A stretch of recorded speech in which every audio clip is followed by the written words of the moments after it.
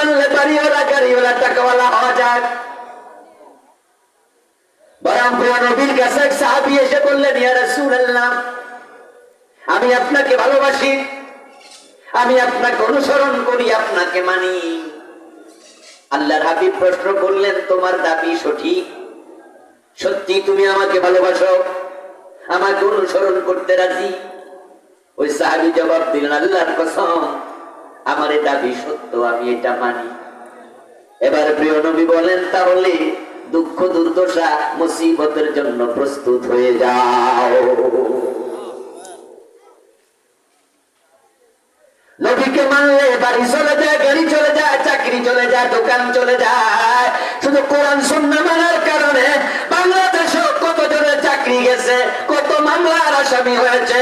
শুধু নবীর পথে চলার কারণে বিনা দোষে ফাঁসির মঞ্চ দেওয়া লেগেছে।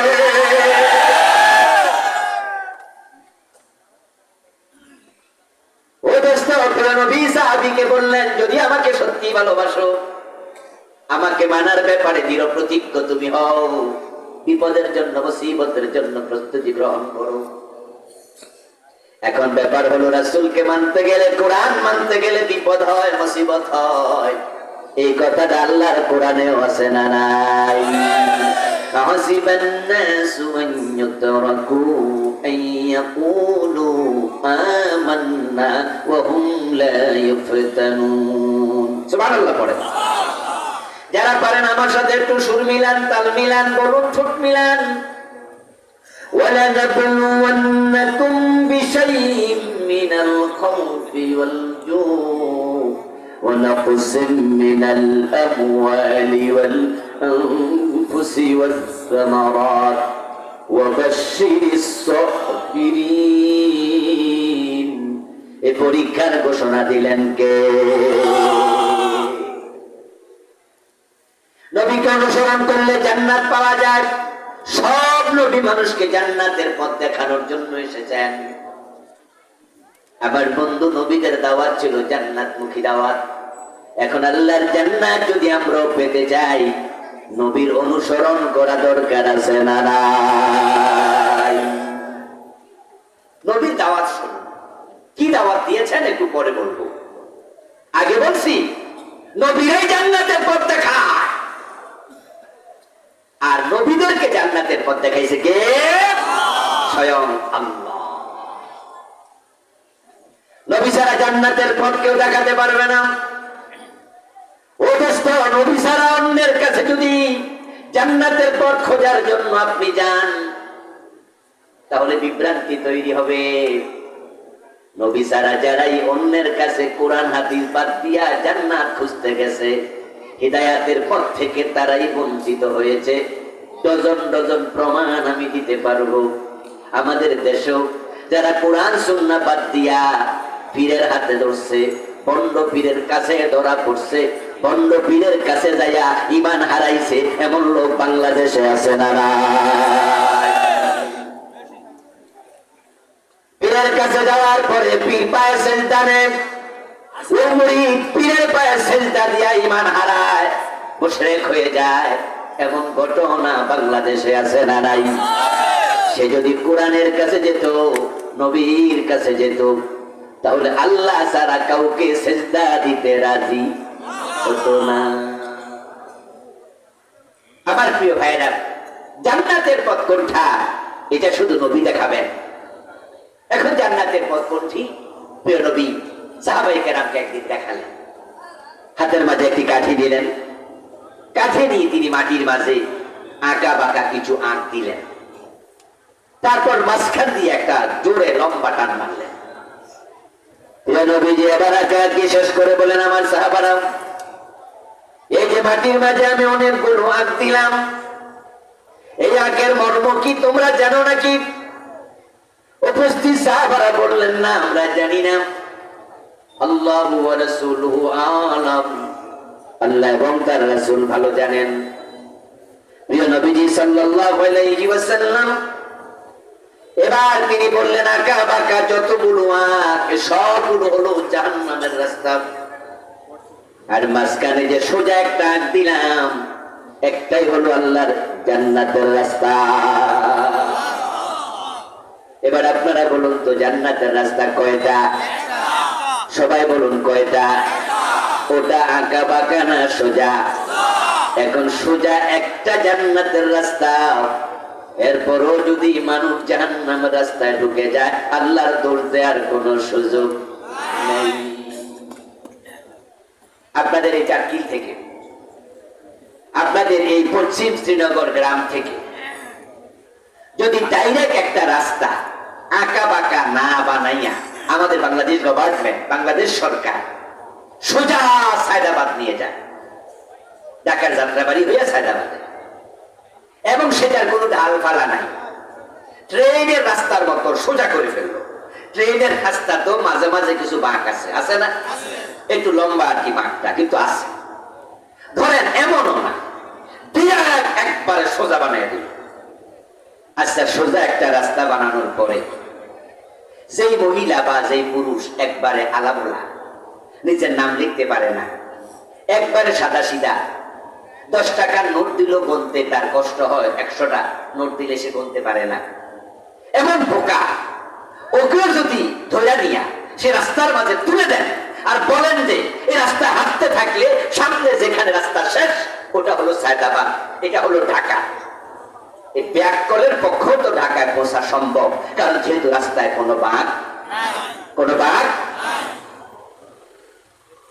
এখন আপনারা বলুন, আল্লাহ নবী যে আগ দিলেন, সে আগ দিলেন একটা, এবং সেটা দিলেন সোজা, যেটাকে আরবিতে বলে সিরাতুল মুস্তাকিম, যেটাকে আরবিতে বলে সোজা রাস্তা, সিরাতুল মুস্তাকিম।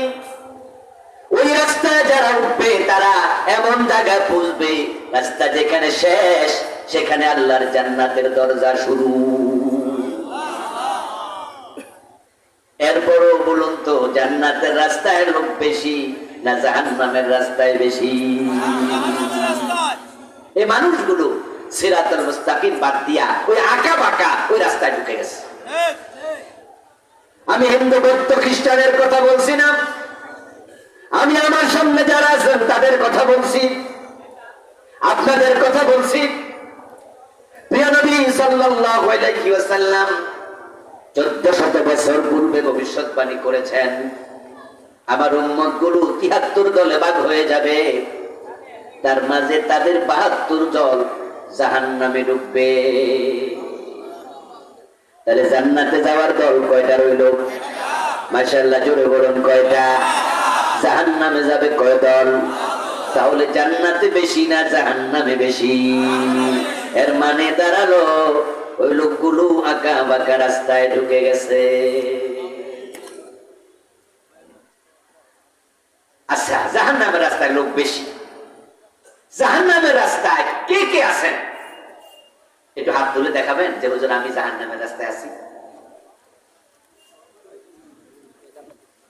নাই নাই নাই।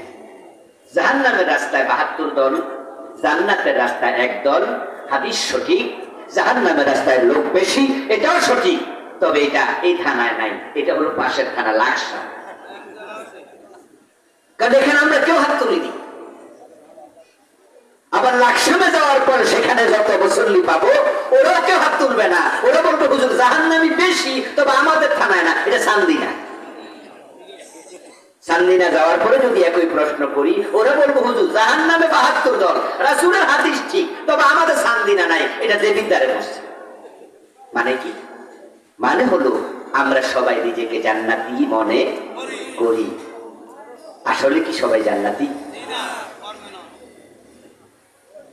কোরআনের আয়াতে বলেছে কুল্লু হিজবিন বিমা লাদাইহিম ফারিহুন,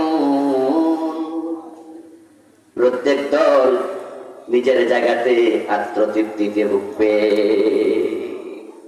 প্রত্যেক দল নিজের জায়গায় সে খুশি। এবার বলুন তো আল্লাহর এই কথা কতটুকু সত্য আমি আপনাদের থেকে শুনবো? যারা মাঝবান্ডারের মুরিদ তারা কি নিজেকে জাহান্নামী মনে করে? যারা আজরশির মুরিদ তারা কি জাহান্নামী মনে করে? যারা শিয়া তারা কি জাহান্নামী নিজেকে মনে করে? যারা কাদিয়ানি তারা কি নিজেকে জাহান্নামী মনে করে? এবার বলুন তো যারা হিন্দু তারা কি নিজেদেরকে নরকী মনে করে না স্বর্গীয় মনে করে? হিন্দুরাও নিজেকে জাহান্নামী মনে করে না। আল্লাহর কথা কত সত্য। এজন্য আপনাদের সাতক্ষীর বাজারে যাবেন, যে দেখবেন অনেক হিন্দু ভদ্রলোক আছে, মরা বাবার ছবিটা দোকানের মাঝে টানাইয়া নিজের নিচে, ছবির নিচে লিখে দিছে স্বর্গীয় দুলাল চন্দ্র দাস, স্বর্গীয় সত্যেন্দ্র নারায়ণ বাবু, স্বর্গীয় অমক, স্বর্গীয় তমক। এমন লেখা আপনাদের চোখে পড়ছে কিনা?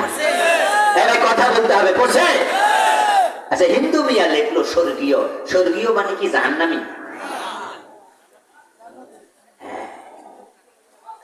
দেখেন, নিজের কেউ জাহান্নামী মনে করে না। আমার তো নাই, হিন্দু মিয়া মনে করে না। স্বর্গ এবং জান্নাত জিনিস কি দুইটা?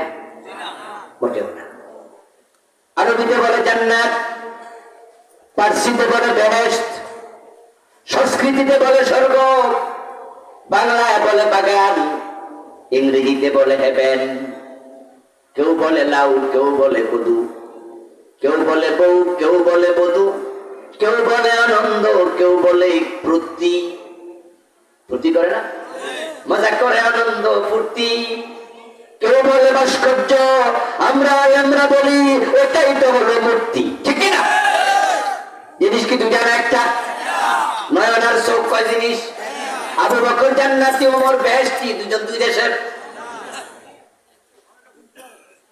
তো হিন্দু ভদ্রলোক তার বাবার ছবির মাঝে লেখা দিছে স্বর্গীয় সত্যেন্দ্র নারায়ণ দাস। এর মানে সেও জান্নাতে যাওয়ার স্বপ্ন দেখছে। এবার বলুন তো, সবাই কি জান্নাতে যাবে? স্বপ্ন দেখলে হবে না রে। আপনারা যারা আমার সামনে বসা, আপনিও মনে মনে ভাবছেন বেহেশত আল্লাহ আমার না দিয়া, বেহেশত কি জো বাইডেনকে দিব? বেহেশত আমার না দিয়ে কি ডোনাল্ড ট্রাম্প ফেলে দিব? যে ডোনাল্ড ট্রাম্প আল্লাহ জীবনে বলেন একবার, জো বাইডেন আল্লাহকে একটাবার সেজদা দিও না, আল্লাহ খ্রিস্টানদের জান্নাত দেবে, ইহুদিরে দেবে, তাসলিমা নাসরিনরে দেবে। আমি মসজিদে দিনে 5 বার যাই, আমার দেবে না তো কাকে দেবে? আমি বলি, দোস্ত শোনো, 5 ওয়াক্ত নামাজ পড়লে জান্নাত মিলে না। কোরআনে আছে ফাওয়াইলুল লিল মুসাল্লিন। বাংলা অর্থ পড়বেন বাড়ি যাইয়া। আমি একটু বলে দেই, অর্থটা হলো কিছু মুসল্লির জন্য ওয়াইল দোজখ।